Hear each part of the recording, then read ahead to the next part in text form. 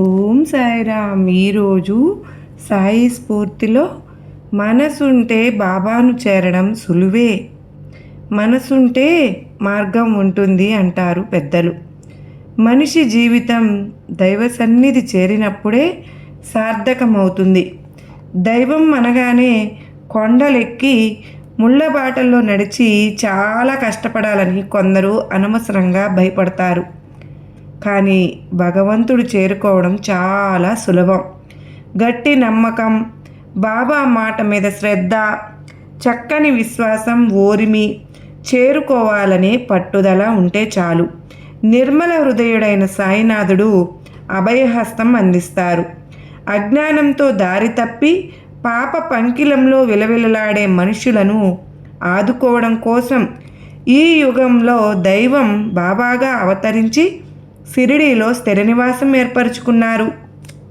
కొందరు బాబాను చూడాలని తప్పించి దరిచేరితే, మరికొందరు బాబా అంటే ఎవరో తెలియకపోయినా మిత్రుల వల్ల బాబా మహత్యం విని స్వప్నంలో బాబా దర్శనం లభించి షిరిడీ చేరి బాబా ప్రేమను దయకు పాత్రులై తరించారు.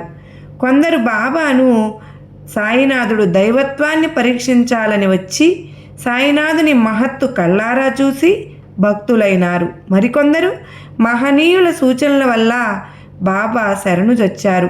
భక్తునికి భగవంతునికి ఉన్న సంబంధం బిడ్డకు తండ్రికి ఉన్న అనుబంధం కంటే గొప్పది.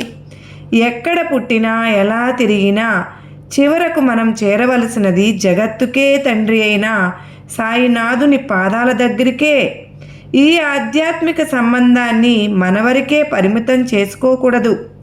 సత్సంగం, భజనల ద్వారా తోటివారికి కూడా సన్మార్గాన్ని మరల్చడానికి కృషి చేయాలి.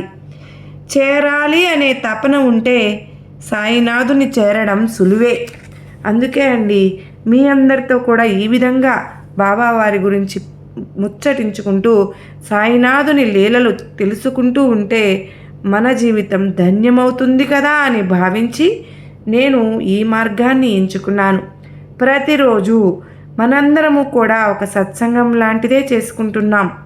బాబావారి గురించి చెప్పుకోవడము అంటే మన జన్మ సార్థకం అవుతున్నదని అర్థం. సర్వే జనా సుఖినో భవంతు.